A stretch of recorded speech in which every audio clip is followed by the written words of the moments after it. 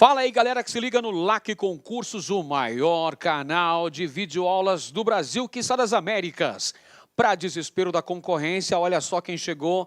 Edenilson Moraes está novamente na área e se derrubar é pênalti. E a gente vem dando prosseguimento ao nosso conteúdo, seguindo à risca o nosso edital.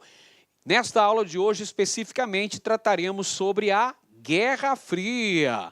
É isso mesmo, o período de bipolarização político-ideológico envolvendo os blocos capitalista, liderado pelos Estados Unidos da América, e socialista, comandado pela União Soviética.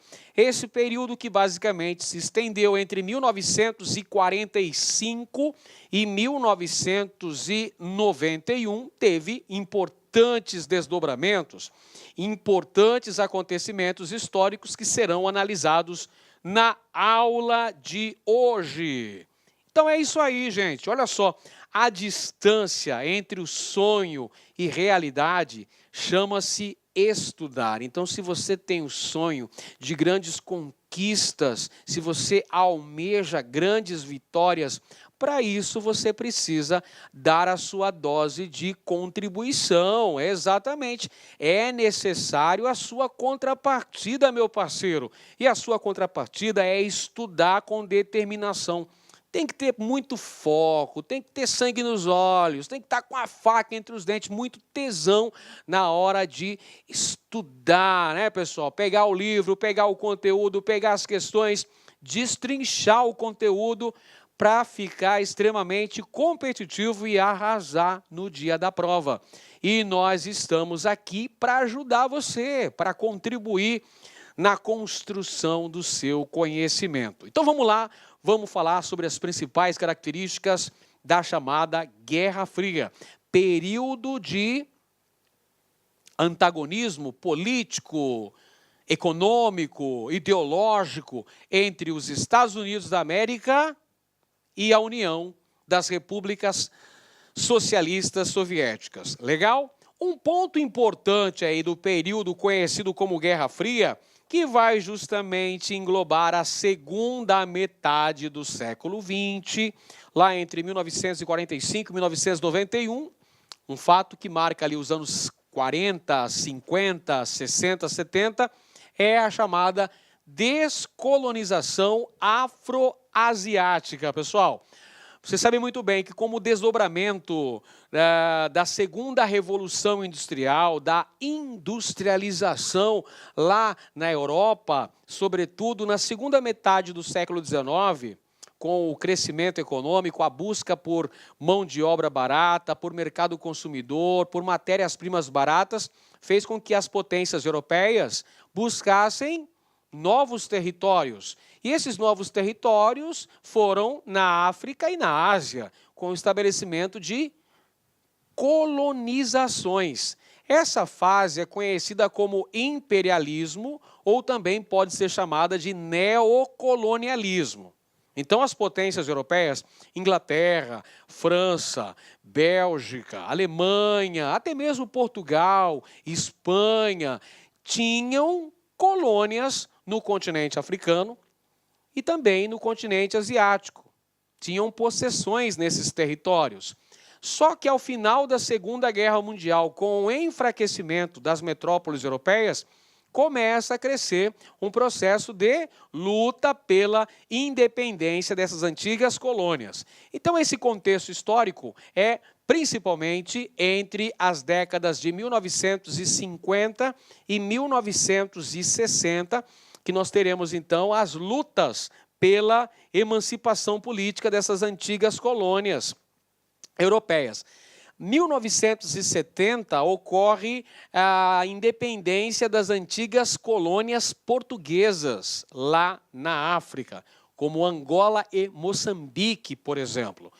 Mas essa luta aí vai se cristalizar principalmente entre essas duas décadas, 1950 e 1960.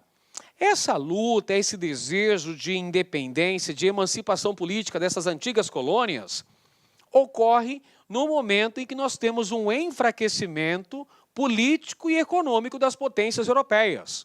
Porque, vamos lá, ao final da Segunda Guerra Mundial, nós temos duas superpotências que emergem. Você está ligado, você está acompanhando o raciocínio, já percebeu que as duas grandes nações vitoriosas da Segunda Guerra Mundial foram, respectivamente, os Estados Unidos e a União Soviética. Bacana. Então, as potências europeias vão estar enfraquecidas nesse contexto histórico. E aí, pessoal, nós temos a expansão de ideais nacionalistas, que, é bem da verdade, sempre existiram. Desde a fase de dominação europeia, lá no século XIX, já existiam ideais nacionalistas. Já existia essa tendência de autodeterminação. Só que esses movimentos eram sufocados, eram reprimidos com extrema violência. Agora, nesse momento de enfraquecimento político, econômico, militar dessas potências europeias, esses ideais nacionalistas vão ter um terreno fértil para se desenvolverem.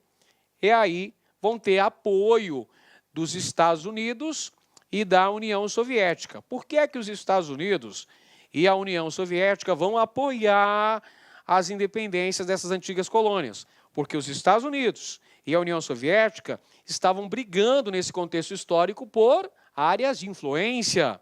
É a disputa por áreas de influência que vai fazer com que os Estados Unidos e a União Soviética apoiem esses movimentos de independência nacional.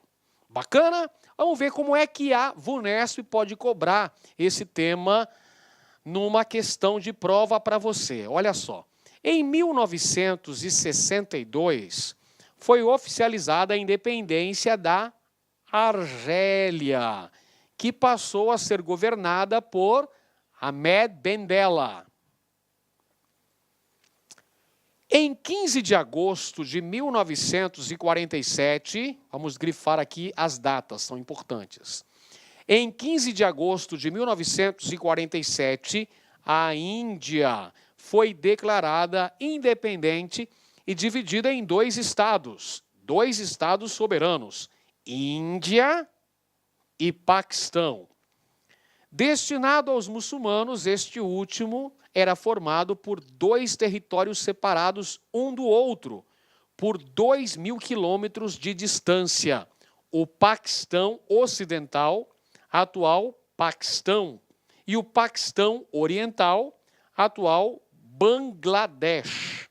Bacana, então essa é uma citação aí do livro História Moderna, Contemporânea, escrito por Alceu Pazinato e Maria Helena Senise, falando sobre o processo de descolonização afro-asiático.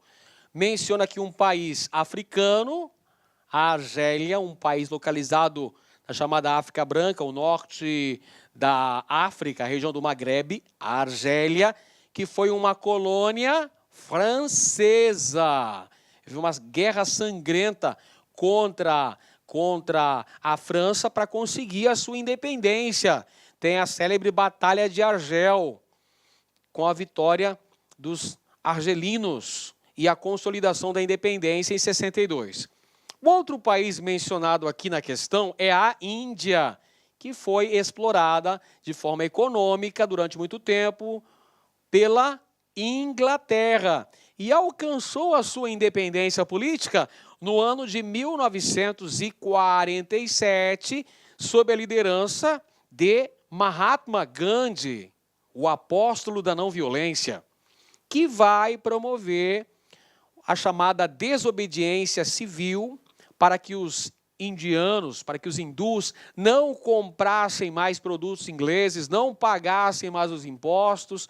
Então, há uma mobilização da própria opinião pública internacional a favor do povo da Índia, a favor de Gandhi, do apóstolo da não-violência. E aí é conseguido, num movimento pacífico, a independência da Índia no ano de 1947.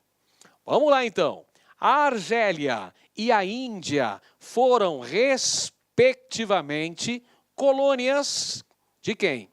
Alternativa A, da Itália e da Alemanha. Alternativa B, da Inglaterra e da Espanha. A alternativa C, de Portugal e Bélgica. A alternativa D, da França e da Inglaterra. E a alternativa E, da Bélgica e da França. Nós já mencionamos ao longo da questão que a Argélia foi colonizada pela França e que a Índia, durante muito tempo, foi explorada de forma econômica pela Inglaterra. Então tá aí, França e Inglaterra. Resposta correta, letra D de dado, pode assinalar. E a gente continua falando sobre a Guerra Fria, pessoal. Olha a Guerra Fria aqui, pessoal. Olha a Guerra Fria aí, eu trago até para ilustrar nossa aula aqui. Rock, o lutador, simbolizando os Estados Unidos, e o Drago, né, simbolizando a União Soviética. Guerra Fria, conflitos de origem política, ideológica e econômica, envolvendo, de um lado, os Estados Unidos da América e, de outro lado, a União das Repúblicas Socialistas Soviéticas. Este conflito político, ideológico e econômico ocorreu entre os anos de 1945 e 1991, envolvendo uma disputa por áreas de influência entre essas potências, e nós tivemos ao longo desse percurso, ao longo da segunda metade do século passado, vários momentos de tensão política que serão analisados na aula de hoje. Olha só, nós temos várias fases ao longo da Guerra Fria, pessoal. A primeira fase é a Guerra Fria clássica, que vai de 1947 até 1961. Antes, um pequeno parênteses aqui, pessoal, um pequeno adendo vou fazer. Eu falei para você aqui, ó, Guerra Fria de 1945 até 1991. Alguns historiadores apresentam essa datação como a época da Guerra Fria. Outros vão colocar as datas de 1947, quando nós temos aí o Plano Marshall, por exemplo, né? A ajuda econômica dos Estados Unidos, lá a criação da OTAN, eventos importantes, até 1989, quando aconteceu a queda do Muro de Berlim, que era o principal símbolo da Guerra Fria. O Muro de Berlim, que separava a cidade ali em duas partes, uma parte capitalista, outra parte socialista. Então, essas duas datações são aceitas, pessoal, não se preocupa não, tá ok? Basicamente, os historiadores colocam essa primeira data aqui, ó, 1945, que é o final da Segunda Guerra Mundial, o início da bipolarização entre Estados Unidos e União Soviética, e 1991, que é justamente a data em que ocorre o desmantelamento da União Soviética, o colapso do socialismo real, o fim da União Soviética. Tá tudo bem? Compreendido? Então vamos adiante. Então, fases da Guerra Fria. Clássica, então, do início até 1961. Coexistência pacífica, de 61 até 79. E nova Guerra Fria, de 72 até o final dela, no ano de 1991. Então, a Guerra Fria, como você pode acompanhar aqui pela ilustração que o tio Ed coloca na tela, foi um período de intensa corrida armamentista.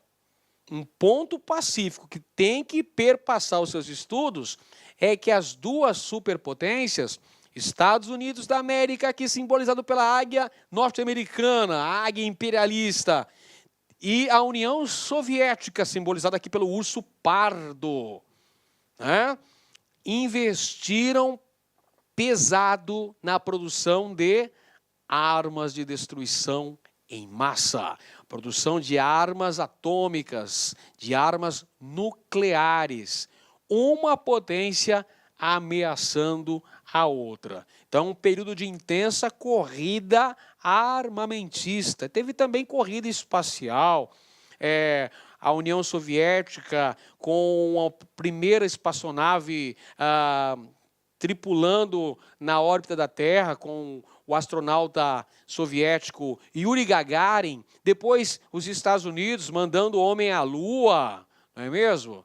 O Neil Armstrong em solo lunar lá em 1969. Então havia uma corrida, uma disputa entre essas duas superpotências, que evidentemente esse antagonismo, essa bipolarização, vai envolver os outros cantos do planeta Terra. Essa rivalidade vai ser mais visível onde? No continente europeu, onde nós teremos a Europa Ocidental aliada dos Estados Unidos e permanecendo capitalista, e o leste europeu que vai cerrar fileiras com a União Soviética e estabelecer o socialismo. Então vamos apresentar algumas características de cada uma dessas fases. Começando pela Guerra Fria Clássica, que ela apresenta, olha só, 1947, o chamado Plano Marshall. O Plano Marshall foi um plano econômico de reconstrução da Europa. Então vamos lá.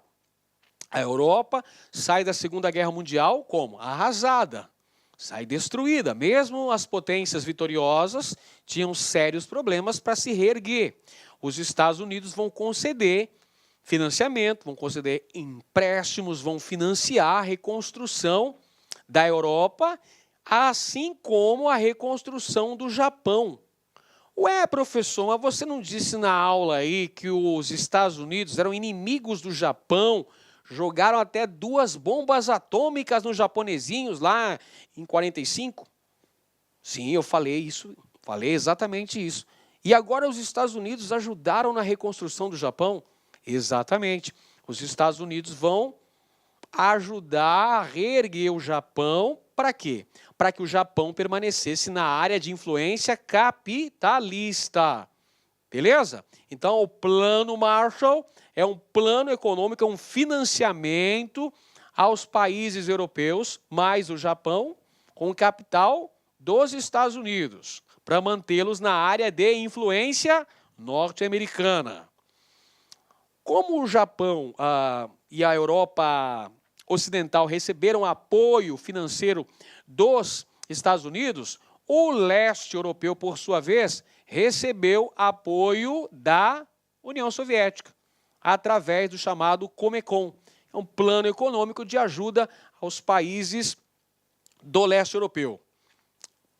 Atenção, pessoal, durante essa fase da Guerra Fria, a Guerra Fria Clássica, que, a bem da verdade, começa com essas duas lideranças políticas das superpotências, de um lado, Joseph Stalin, presidente da União Soviética, de outro lado, Harry Truman, presidente da nação norte-americana. Então, Harry Truman de um lado, Stalin de outro. Então, aí, União Soviética e Estados Unidos, nesse jogo de xadrez, nessa disputa por área de influência na Europa, na Ásia, na África. Vai acontecer essa disputa. Os dois lados vão se armar. Forma-se em 1949 a OTAN, Organização do Tratado do Atlântico Norte, uma aliança militar liderada pelos Estados Unidos para defender os países da Europa Ocidental capitalista. 6 anos mais tarde, forma-se o Pacto de Varsóvia, uma aliança político-militar liderada pela União Soviética para defender os países do leste europeu que estavam na sua área de influência. Em 1948, 49, vai acontecer o bloqueio soviético em Berlim. E aqui eu tenho que abrir mais um parêntese para falar de um aspecto importante, pessoal. A Alemanha foi derrotada na Segunda Guerra Mundial, teve seu território invadido e ocupado pelas forças aliadas. E aí, o território alemão foi dividido em 4 áreas de influência. Uma área de influência norte-americana, outra francesa, outra inglesa e mais uma que era de influência soviética. Posteriormente, as 3 áreas de influência capitalista transformaram-se na Alemanha Ocidental, com capital na cidade de Bonn. Ao passo que a área que estava sob os cuidados da União Soviética transformou-se na Alemanha Oriental. A Alemanha Oriental socialista, com capital em Berlim. Porém, Berlim, que ficou do lado oriental, pessoal, era a cidade mais populosa e mais importante, mais industrializada, mais rica, como é até hoje na Alemanha. E aí, a cidade de Berlim também foi dividida em 2 áreas de influência, uma socialista, outra capitalista. E o lado capitalista recebia apoio dos Estados Unidos, recebia o apoio do Plano Marshall, até que houve um bloqueio soviético entre os anos de 48 e 49. Por isso, pessoal, por isso que acontece a divisão da Alemanha em 49. Em 49, a divisão da Alemanha, Alemanha Oriental e Alemanha Ocidental. Por isso que os soviéticos constroem no ano de 1961 o Muro da Vergonha. Ou seja, o Muro de Berlim. Atenção, o Muro de Berlim foi o principal símbolo, o principal ícone da Guerra Fria foi o chamado Muro da Vergonha, construído pelos soldados soviéticos em Berlim, separando Berlim Ocidental de Berlim Oriental. É o Muro de Berlim, construído em 1961 e derrubado em 1989. Então, nessa fase clássica, temos então divisão da Alemanha, nós temos a construção do Muro de Berlim, ocorre a Guerra da Coreia entre 1950 e 1953, um acontecimento importantíssimo da história da Guerra Fria, que tem repercussões até os dias atuais. A Guerra da Coreia tem desdobramentos até os dias de hoje, pessoal, porque a Península Coreana, que havia sido ocupada pelo Japão durante a Segunda Guerra Mundial, ao final desse conflito acontece uma guerra envolvendo o lado norte e o lado sul.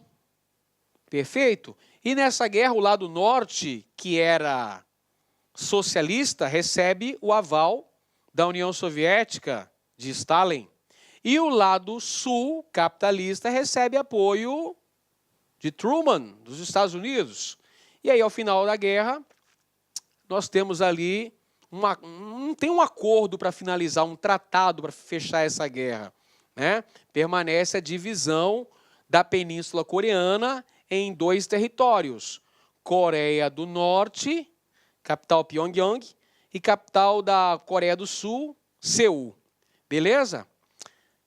Temos também a Revolução Cubana. Esse é outro episódio importantíssimo aqui na Guerra Fria, porque Cuba acabou se tornando posteriormente, né, após a Revolução comandada pelos barbudos, Fidel Castro, Raul Castro, Ernesto Che Guevara, que vão conseguir tomar o poder, derrubar lá o ditador Fulgêncio Batista na ilha, tomar a cidade de Havana em 59 e posteriormente vão se aliar à União Soviética, tornando-se Cuba a primeira nação socialista da América.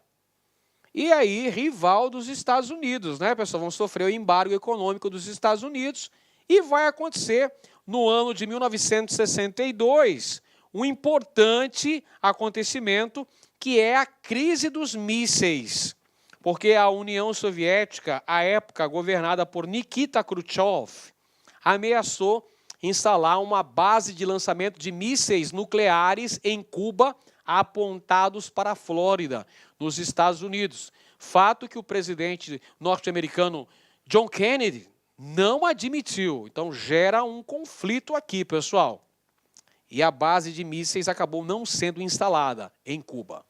Aí vem a fase da distensão, pessoal. A fase da chamada detente ou distensão, que vai de 61 até 79.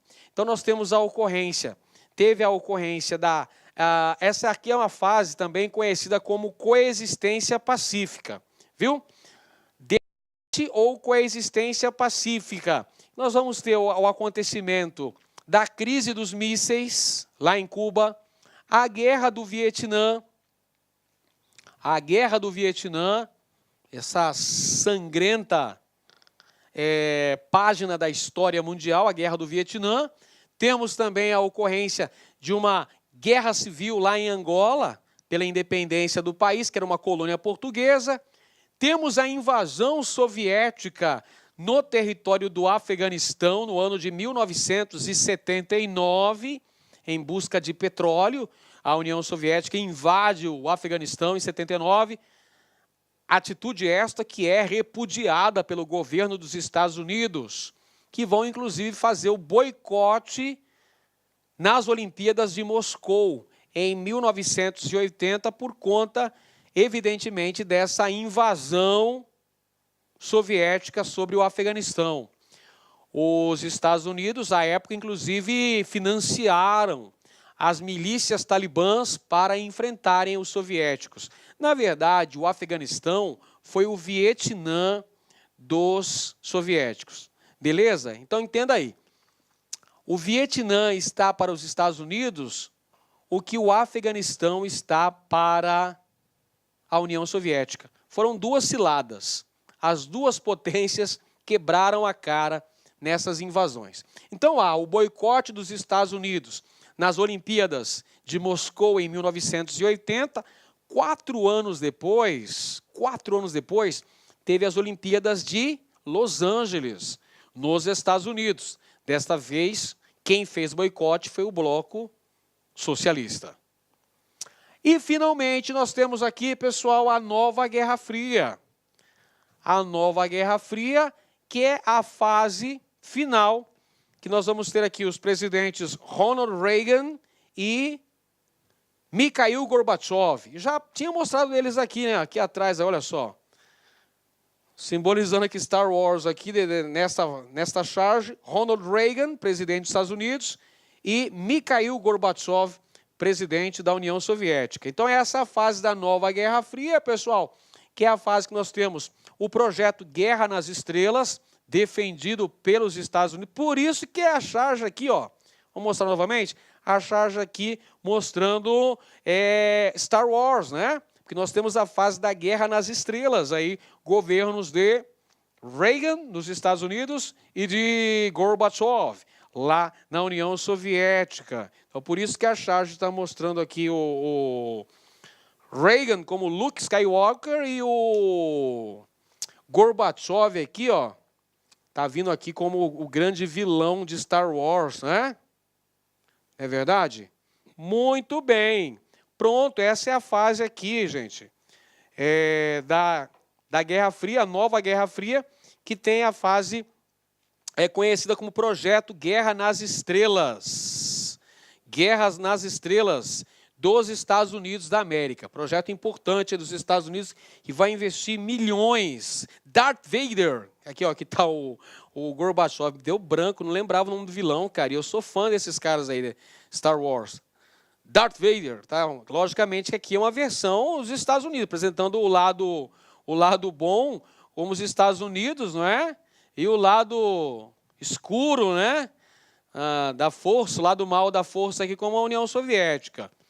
Bacana? Então, olha só, a nova Guerra Fria é marcada pelo projeto Guerra nas Estrelas, dos Estados Unidos da América, e é marcado também por iniciativas de reestruturação político-econômica na União Soviética. O lançamento da perestroika e da glasnost. A perestroika e a glasnost, que respectivamente apresentavam uma reestruturação econômica e uma abertura política na União Soviética, isso no finzinho do socialismo real naquele país. Pessoal, não conseguiu contornar a crise que vai levar ao final da União Soviética no ano de 1991. Episódio marcante aqui nesse contexto da nova Guerra Fria é a queda do Muro de Berlim em novembro de 1989. The Fall of the Wall, a queda do Muro de Berlim, símbolo máximo da Guerra Fria. E 2 anos depois, pessoal, nós temos o fim da União Soviética. 1991, acabou a União Soviética. Beleza? Então vamos conferir uma questão para ver como é que a VUNESP cobra esse assunto aí da Guerra Fria, que também é muito importante, cai bastante nas provas. Analise a charge. Olha só, a charge mostra Tio Sam, personagem símbolo do imperialismo nos Estados Unidos da América. Eles estão jogando aqui, ó, olha só que beleza, né? Batalha naval, estão aqui jogando, aqui, olha as peças aí. De outro lado está o urso pardo com a camisa da União Soviética. Olha só a foice, o martelo, a estrela, camisa vermelha. Então, o que simboliza isso aqui, pessoal? Simboliza a disputa por áreas de influência e as próprias ameaças que os dois blocos se faziam ao longo desse período conhecido na história como Guerra Fria. A respeito do período de confrontos representado na charge, é correto afirmar que, vamos lá, alternativa A, a disputa teve seu encerramento na década de 1970, quando a então União Soviética aceitou o predomínio espacial estadunidense. Nada disso, nós já vimos que a Guerra Fria vai até 2 datas importantes. 1989, com a queda do Muro de Berlim, e aí nós tivemos posteriormente a reunificação da Alemanha em 1990 e a crise do socialismo real no leste europeu, na Romênia, na Iugoslávia, sangrentas guerras étnico-religiosas que acontecem. 91, o colapso da União Soviética. Aí acaba de vez a Guerra Fria, pessoal, mas não é década de 70, é década de 90, nós podemos dizer início dos anos 90. Letra B. Um dos principais eventos do período foi a extinção de organizações internacionais como a OTAN, Organização do Tratado do Atlântico Norte. Mentira! A OTAN não foi extinta durante o período da Guerra Fria, muito pelo contrário. Era uma aliança político-militar importantíssimo nesse cenário de disputas por áreas de influência. Letra C. O maior embate do período ocorreu quando os países europeus romperam o acordo de paz com os Estados Unidos e fundaram a União Europeia. Mentira também, pessoal. Outra informação infundada aqui, ó. Nada disso. Não acontece esse fato nesse contexto da Guerra Fria. Apesar de acontecerem algumas tentativas de formação de mercado comum europeu, a União Europeia vai se consolidar, vai se formar definitivamente pós-Guerra Fria. Letra D. O período teve seu apogeu no final da década de 90, quando os Estados Unidos começaram as invasões do Irã e do Iraque. Para com isso, não é, pessoal? A guerra Irã-Iraque aconteceu no contexto da década de 80. Para dizer a verdade, começou em 1980, estendeu-se até 1988. E letra E, já por exclusão, já sabemos que esta é a alternativa correta. O período teve momentos de grande tensão político-ideológica que envolveram conflitos como a Guerra do Vietnã, a sangrenta Guerra do Vietnã, e a própria Revolução Cubana de 1959, adotando posteriormente o socialismo, ocorrendo embargo econômico dos Estados Unidos a Cuba, a crise dos mísseis em 62, então isso aí são informações verdadeiras, assinale aí letra E de Edenilson, este locutor que vos fala. Pessoal, entre as grandes características da Guerra Fria, nós temos o período de bipolarização Mundial. Aí você fala, professor, quem que é esse carinha que apareceu na tela aqui, ó? Quem que é esse aí com cara de cientista que apareceu? Esse aqui é Hobsbawm, pessoal. Eric Hobsbawm, um dos mais importantes historiadores do século XX, escreveu obras magníficas, dentre elas, Era dos Extremos. A Era dos Extremos, o breve século XX, 1914 e 1991, onde o historiador britânico vai descrever episódios importantíssimos do século, tais como a Primeira Guerra Mundial, o período entre guerras, a ascensão nazi-fascista, temos também a Segunda Guerra Mundial e o período da Guerra Fria. Por isso que é importante ler essa obra chamada A Era dos Extremos, pessoal. Está disponibilizada em PDF aí na internet, você pode baixar e ler. É um período de bipolarização mundial, tendo de um lado o capitalismo, representado pelos Estados Unidos, e de outro lado o socialismo, simbolizado pela União das Repúblicas Socialistas Soviéticas. É uma disputa que vai envolver o complexo industrial militar de ambos os lados, tanto do lado capitalista quanto do lado socialista. E vai envolver também a já mencionada corrida armamentista entre essas superpotências. É isso que falou Hobsbawm. Vamos lá. Questão da VUNESP aí, pessoal, presta bem atenção. Os dois lados viram-se comprometidos com uma insana corrida armamentista para a mútua destruição. Os dois também se viram comprometidos com o que o presidente em fim de mandato, Eisenhower, chamou de complexo industrial militar, ou seja, o crescimento cada vez maior de homens e recursos que viviam da preparação da guerra. Mas, mais do que nunca, esse era um interesse estabelecido em tempos de paz estável entre as potências. Como era de se esperar, os dois complexos industrial-militares eram estimulados por seus governos a usar a sua capacidade excedente para atrair e armar aliados e clientes e conquistar lucrativos mercados de exportação, enquanto reservavam apenas para si os armamentos mais atualizados e, claro, suas armas nucleares. Este texto, pessoal, foi extraído da obra Era dos Extremos, o breve século XX, escrito pelo mencionado historiador Eric Hobsbawm.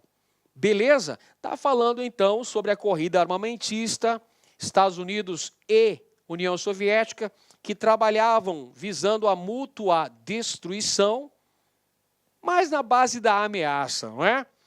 Vai falar também que ambos os países desenvolveram seus respectivos complexos industrial militares, onde investiam cada vez mais em armas, em recursos bélicos. E boa parte desses recursos, dessas armas, eram financiadas, eram vendidas para possíveis aliados em várias partes do mundo. Afinal, guerras localizadas é o que não faltou nesse período da Guerra Fria. Tivemos aí as guerras pela descolonização afroasiática, teve guerra na África, na Argélia, guerras em Angola, pela independência de Angola, guerra do Vietnã.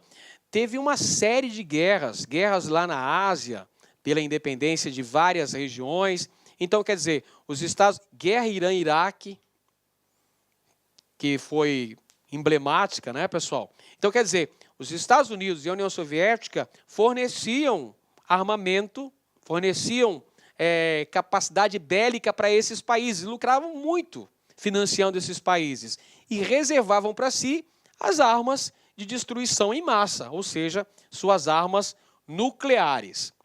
Vamos lá. O historiador, no caso aí o nosso amigo Hobsbawm, leia Hobsbawm, hein? Ele vai aparecer em algum momento na sua vida, em alguma prova que você for realizar. O historiador refere-se à situação da política internacional que resultou, em grande medida, da Segunda Guerra Mundial e pode ser definida como alternativa A: democratização do uso de armas nucleares, o que tornou possível o seu emprego por pequenos grupos de guerrilheiros. Não, pessoal. O grupo atômico era extremamente restrito. Extremamente restrito. Então, esses pequenos grupos de guerrilheiros não tinham acesso a armas de destruição em massa, armas nucleares, não. Letra B. A existência de equilíbrio nuclear entre as maiores potências, somada à corrida armamentista. Lembra da charge que a gente mostrou? Que tinha a águia de um lado com um míssil, carregando um míssil, e o urso pardo do outro lado, carregando outro míssil? É isso, corrida armamentista. Não me ataque para não ser atacado, não me destrua para não ser destruída. Ok? Então há aquela ameaça mútua, ameaça de destruição mútua entre as superpotências. Por isso, o equilíbrio nuclear entre as maiores potências, Estados Unidos e União Soviética, evidentemente, e uma grande corrida armamentista. Agora há pouco não falou o texto do complexo político militar? Então, gente, alternativa correta, letra B de bola. Tá aí para você. Letra C. Expansão da ideologia da paz armada que estimulou as potências a equiparem, os países pobres com armas nucleares. Falou isso no texto? Não falou isso no texto, não é? Não é possível inferir isso do texto. Aqui eu vou aproveitar o nosso grande professor de língua portuguesa, Sidney Martins.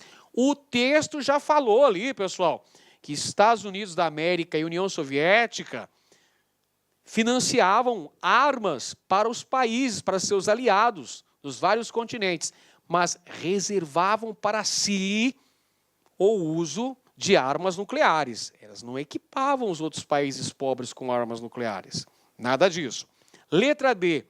Predominância de uma potência nuclear em escala global que interfere militarmente nos países subdesenvolvidos. Não. O período da Guerra Fria tem duas superpotências. Duas. Uma capitalista, Estados Unidos, e outra socialista, União Soviética. E, finalmente, a letra E.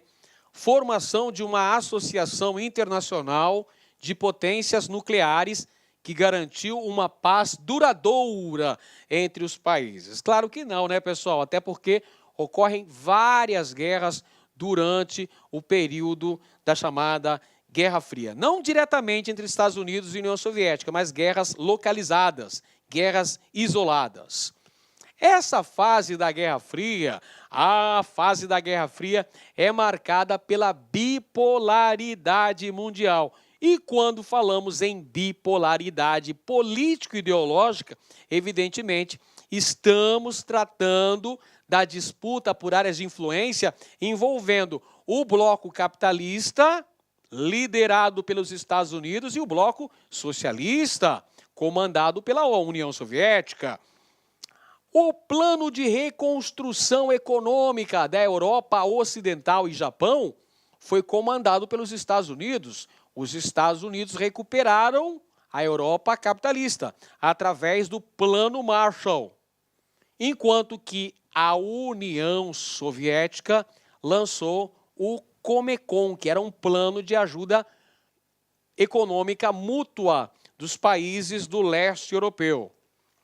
O lado capitalista criou a OTAN, Organização do Tratado do Atlântico Norte, enquanto o lado socialista, lá no ano de 1955, lançou o Pacto de Varsóvia. E aí o auge dessa disputa, aí, né, pessoal? Um dos pontos quentes dessa disputa vai ser a famosa crise dos mísseis, envolvendo aí, de um lado, Estados Unidos e, de outro lado, União Soviética, que queria instalar uma base de lançamento de mísseis em solo cubano, apontado para os Estados Unidos. Mas os Estados Unidos também tinham bases de lançamentos de mísseis lá na Europa, apontado para a União Soviética. Então era aquela coisa de ameaça, né? aquela coisa de um lado ameaçar o outro. Era ameaça mútua, tem que falar sobre isso. Vamos lá ver como é que aparece na prova, pessoal. Olha só. O sistema da Guerra Fria é altamente funcional para as superpotências e é por isso que ele persiste, apesar da probabilidade de mútua de aniquilação. Olha só que texto importantíssimo, olha quem é que assina esse texto, cara.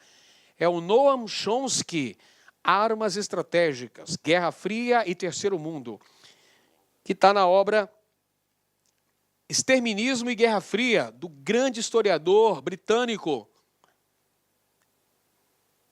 Edward Palmer Thompson, grande Thompson. Olha só, gente, está falando aqui, ó, Guerra Fria é altamente funcional para superpotências. Por isso que persiste, apesar da probabilidade mútua de aniquilação. O Noam Chomsky está alertando aqui para o fato de que, se as armas produzidas, as armas atômicas, produzidas pelos Estados Unidos e pela União Soviética, fossem todas elas utilizadas, haveria a destruição completa do nosso planeta. Tendo por base o texto apresentado, assinale a alternativa correta a respeito da Guerra Fria. Alternativa A. Teve início no nazifascismo durante a Segunda Guerra Mundial, o que explica a sua permanência. Não, gente. Nós já vimos que a Segunda Guerra Mundial termina em 45. E a bipolarização, esse antagonismo, Estados Unidos e União Soviética, as duas superpotências emergentes, acontece após a Segunda Guerra Mundial, pós-1945. Então, essa alternativa A, nós já podemos excluí-la. Está incorreta. Vamos, então, para a alternativa B. Ela está aí. Foi usada pelos Estados Unidos e pela antiga União Soviética como meio de valorizar sua superioridade militar em relação a outros países. A valorização da chamada corrida armamentista. Intensa produção de armas, principalmente armas nucleares. Verdadeiro, está aí uma característica fundamental da Guerra Fria. Letra C ficou assim conhecida por envolver interesses exclusivos dos países do hemisfério norte, mesmo durante a globalização. Não, pessoal. Guerra Fria envolveu o mundo inteiro. O mundo inteiro esteve envolvido nessa disputa, ou do lado capitalista ou do lado socialista. Letra D colocou em confronto direto a Alemanha e a Inglaterra por um período de mais de 20 anos. Não. As duas superpotências são Estados Unidos e União Soviética. E letra E atingiu seu momento mais intenso com a extinção da OTAN e o início da Guerra da Coreia. Não, pessoal. Moçada, a criação da OTAN alimentou essa Guerra Fria. Porque a OTAN, criada em 49, uma aliança político-militar comandada pelos Estados Unidos, voltada para os países capitalistas europeus, fez com que a União Soviética criasse o Pacto de Varsóvia em 55. E a Guerra da Coreia, travada entre 1950 e 1953, é um momento que por pouco não se deflagrou uma terceira guerra mundial. Ocorreram várias tensões ao longo da Guerra Fria, pessoal. Vários momentos aí em que as coisas ficaram por um triz.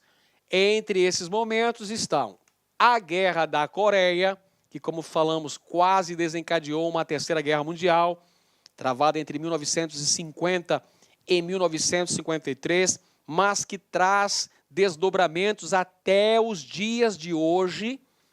A Guerra do Vietnã, que teve participação direta dos Estados Unidos, combatendo os Vietcongs, é outro momento tenso da Guerra Fria. A crise dos mísseis em Cuba no ano de 1962, está aqui a charge que ilustra muito bem esse período aí, olha só, temos os dois presidentes aí sentados em bombas atômicas, bomba H, olha só, Kennedy de um lado, querendo apertar o botão, né? E o Nikita Khrushchev de outro também com o dedo no botão aqui, um ameaçando o outro nessa disputa, nessa mão de queda aqui, pessoal. Olha só, essa crise dos mísseis é um momento também bastante tenso da Guerra Fria. A invasão soviética no Afeganistão em 1979 também é um momento que a coisa azedou no contexto da Guerra Fria. Lá, olha só como é que a VUNESP adora cobrar a Guerra Fria, pessoal. Tema que você tem que estudar, que pode aparecer tanto na prova de História quanto na prova de Geografia. Então, tem que estudar duas vezes. A Guerra Fria foi um período marcado. Marcado por quê, meu amigo? Letra A, pelos confrontos bélicos diretos. Vamos grifar aqui? Confrontos bélicos diretos entre os Estados Unidos e a União Soviética. Meu amigo e minha amiga, ao longo dessa aula eu falei para vocês que teve confronto bélico direto, fight, entre Estados Unidos e União Soviética no contexto da Guerra Fria? Não. Houve uma série de conflitos isolados que tinham apoio de uma ou de outra superpotência, mas não houve confrontos bélicos diretos envolvendo essas duas respectivas potências. Então, está errado a letra A. Já vamos eliminando uma alternativa. Vamos, então, para a alternativa B. Pela divisão do mundo em dois blocos, o neoliberal e o terceiro mundo. Nada disso, pessoal. A divisão do mundo se deu em dois blocos. Você pode dizer o bloco capitalista, liderado pelos Estados Unidos, e o bloco socialista da União Soviética. Dá até para considerar a divisão econômica em três mundos, que durante muito tempo adotou-se. Primeiro mundo, os países capitalistas desenvolvidos. Segundo mundo, os países socialistas de economia planificada pelo Estado. E o terceiro mundo, os países subdesenvolvidos. Tá legal? Então, errado a letra B. Risca também essa aí. Elimina mais uma. Letra C. Por tensões entre as superpotências, como a crise dos mísseis em Cuba. O que eu acabei de mostrar, o desenho que eu acabei de mostrar para os senhores ali, lá o Kennedy e o Nikita Khrushchev lá na mão de queda ali, ameaçando apertar o botão da bomba atômica. Crise dos mísseis envolvendo os Estados Unidos e União Soviética, que aconteceu em 62. Ok? Tensões importantes. Alternativa correta, letra C. Letra D. Pelo fim do processo de globalização e do intercâmbio entre os países ricos. Para com isso, né? Segue até os dias atuais. E letra E. Pelas batalhas entre os países americanos por áreas de influência na África. Que viagem, hein? Aqui, literalmente, viajou na maionese. Nada disso, pessoal. O que nós temos na época da Guerra Fria é a independência dos países africanos que eram colonizados por países europeus. Então, não viaja na maionese, não, meu companheiro. A alternativa correta está aqui, letra C de casa. Na Guerra Fria, tivemos uma série de confrontos isolados, localizados e que têm participação indireta das superpotências, como a já citada Guerra da Coreia, a Guerra do Vietnã, os conflitos no Oriente Médio, porque nós tivemos a determinação da ONU para a criação do Estado de Israel em 1948, o que, por sua vez, gerou uma série de conflitos na região da Palestina. Conflitos árabes, conflito árabe-israelense. Bacana? Beleza, então. Guerra do Yom Kippur, que aconteceu lá em 1973, que marca aí, pessoal, a crise do petróleo, primeiro choque mundial do petróleo em 73. Bacana? Questãozinha da VUNESP.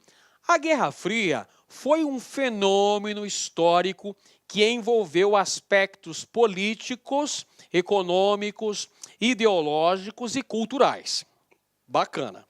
No início dos anos 1970, o conflito do Yom Kippur, que foi em 1973, gerou um acontecimento de impacto mundial que contribuiu para indicar novos rumos para a Guerra Fria. Trata-se do quê? Vamos lá. Letra A. Da Revolução Islâmica no Irã. A Revolução Islâmica no Irã aconteceu em 1979, a queda do Shah Reza Pahlavi e a ascensão ao poder do Ayatollah Khomeini, implantando uma república, um estado teocrático lá no Irã. Segue até os dias de hoje, não é? A Guerra do Vietnã e do Camboja.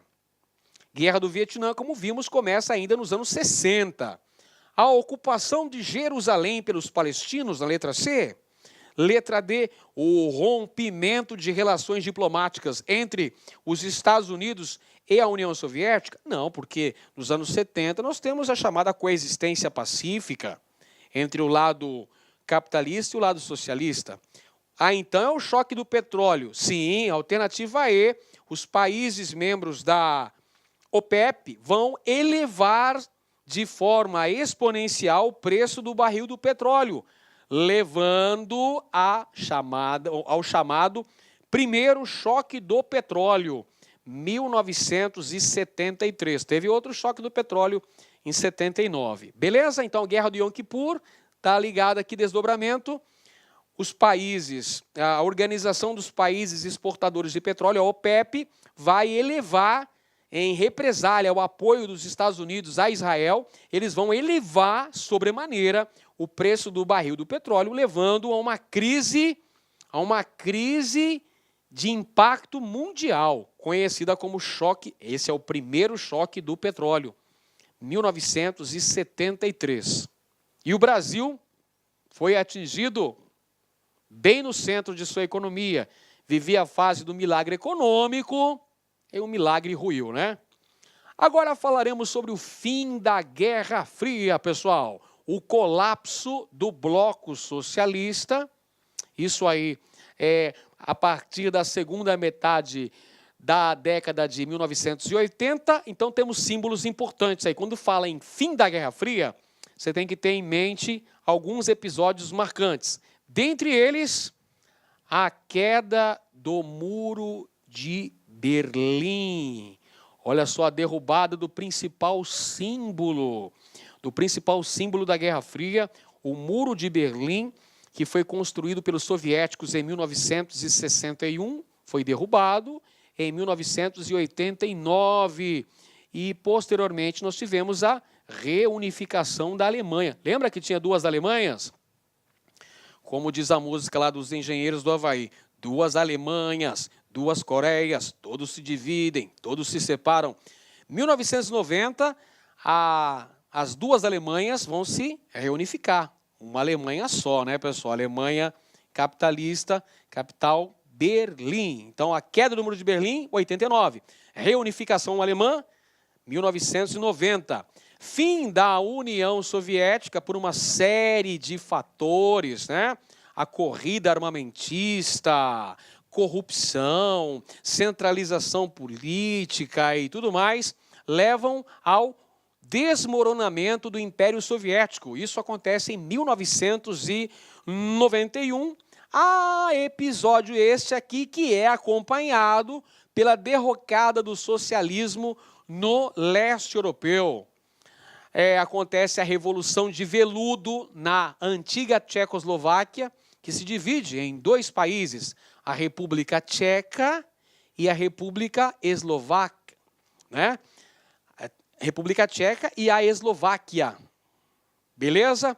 Temos também na Hungria, na Romênia, inclusive com o fuzilamento de Nicolau Ceausescu, lá na Romênia, A Iugoslávia se fragmenta em várias repúblicas num movimento bastante sangrento, com várias guerras. Surge a Sérvia, a Croácia, a Bósnia-Herzegovina, Montenegro e por aí vai. Então, há o desmoronamento do socialismo no leste europeu. Isso é o que assinala o final da Guerra Fria. Bom, vamos lá. O grande marco... essa tá fácil, professor. O grande marco do fim da Guerra Fria foi... Vamos lá, qual que é o grande marco? O grande símbolo da Guerra Fria qual era? Professor, essa tá fácil. O principal símbolo da Guerra Fria era o Muro de Berlim. Então, qual vai ser o grande marco do fim da Guerra Fria? A queda do Muro de Berlim. A alternativa correta, letra B de bocejo. Aí, pronto. Agora, a gente fala também da Guerra da Coreia, pessoal. A Guerra da Coreia, importante acontecimento aqui da Guerra Fria, pessoal. Contexto internacional vivido pelo antagonismo entre os dois blocos econômicos. Então, nós temos a Península Coreana, que durante a Segunda Guerra Mundial foi ocupada pelo Japão. E aí, ao final da Segunda Guerra Mundial, há uma divisão da Península Coreana. O norte, socialista, e o sul, capitalista. Porém, pessoal, o norte invade o sul. A Coreia do Norte invade a Coreia do Sul em 1950. Isso vai deflagrar uma guerra, a Guerra da Coreia, que dura 3 anos e vai ter a ingerência das superpotências. Os Estados Unidos apoiando a Coreia do Sul e a União Soviética apoiando a Coreia do Norte. Há uma trégua assinada entre os países no ano de 1953, o estabelecimento de uma zona desmilitarizada na área de fronteira entre esses dois países. Agora, um detalhe importantíssimo que você tem que anotar aí no seu caderninho. A ausência de acordo de paz, ou seja, essa guerra não teve fim. Essa guerra não terminou com a assinatura de um tratado que determinasse o fim definitivo das hostilidades entre esses dois lados de território.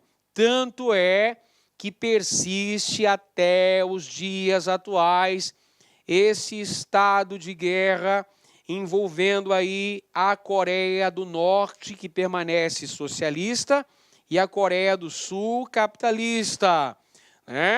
Temos lá o ditador norte-coreano Kim Jong-un ameaçando Coreia do Sul, ameaçando Japão, ameaçando até os Estados Unidos da América. Então é importante assinalar a ausência de um acordo de paz. A guerra foi de 50 a 53, teve lá o estabelecimento de uma desmilitarização na zona de fronteira, mas não teve a assinatura de um tratado que nasce o fim dessas hostilidades, tanto que elas seguem até os dias de hoje. Vamos lá para a questãozinha VUNESP. O fim dos velhos impérios coloniais era previsível e, na verdade, em 1945, considerado iminente na Ásia. Mas a futura orientação dos novos estados pós-coloniais não estava nada clara. Foi nessa área que as duas superpotências continuaram a competir, por apoio e influência, durante toda a Guerra Fria. E por isso, a maior zona de atrito entre elas, aquela onde o conflito armado era mais provável e onde, de fato, irrompeu. Olha aqui mais uma citação do nosso querido Eric Hobsbawm, da obra Era dos Extremos, que já apareceu em várias provas da nossa queridíssima VUNESP. Por isso que eu estou falando, tem que ler Era dos Extremos, o breve século XX, do Hobsbawm. Comando da questão. Vamos lá prestar bastante atenção no que a questão nos pede. Quanto aos exemplos de conflito entre as duas superpotências, é correto identificar. Vamos lá. Alternativa A. A Coreia, em que os coreanos do Norte tiveram o apoio do bloco socialista contra os coreanos do Sul, apoiados pelos Estados Unidos em um violento confronto que durou de 1950 a 1953, portanto, durou 3 anos. É a questão que a banca apresenta como gabarito, mas nós fazemos aqui a ressalva que não houve a assinatura de um tratado de paz envolvendo essas duas potências, apenas um acordo do estabelecimento de uma zona desmilitarizada ao longo da fronteira. Então, aí a alternativa A, vamos assinalar como correta. Letra B. A Índia, em que comunistas e liberais indianos lutaram juntos contra o domínio britânico, mas depois se dividiram em choques internos que levaram à guerra civil no país. Nada disso. Quem comandou o processo de independência da Índia, alcançada em 1947, foi o apóstolo da não-violência, o Mahatma Gandhi. O país foi dividido, inicialmente em 2, né? O subcontinente indiano virou 2 países, Índia e Paquistão. Mais tarde surgiu um terceiro país na região, chamado de Bangladesh. Beleza? Letra C. O Japão, em que os Estados Unidos e a União Soviética tentaram controlar os rumos políticos do país após a explosão das bombas atômicas, o que prolongou os conflitos do pós-guerra. Nada disso. O Japão se reergue e volta a ser uma potência. Já nos anos 70, 80, o Japão é uma potência econômica importante. O Japão vai se reerguer com o apoio financeiro dos Estados Unidos, do Plano Marshall. Inclusive lá o general Douglas MacArthur esteve lá no Japão. No pós-guerra, o Japão vai se reerguer com a ajuda dos Estados Unidos. Letra D, a Ucrânia, em que os países da OTAN e do Pacto de Varsóvia disputavam o acesso ao Mar Negro, principal via de ligação marítima entre a Ásia continental e o Mar Mediterrâneo. Esqueça, errada completamente. Letra E, o Paquistão, em que os movimentos de libertação nacional se voltaram para o anti-imperialismo e se aproximaram das lutas revolucionárias anticapitalistas. Também incorreta. Há um movimento de independência da Índia, logo em seguida a divisão. O próprio Gandhi faz a divisão. Os hindus ficam na Índia, os muçulmanos no Paquistão, dividido em 2 áreas, que depois surgiu Bangladesh. Beleza? Muito bem, então, pessoal. Se colocar em primeiro lugar não é egoísmo, pessoal. É uma questão de necessidade. Então, priorize os seus estudos com muito foco para ficar competitivo e estraçalhar com a banca Vunesp no dia da sua prova. Um grande abraço a todos e até o próximo vídeo.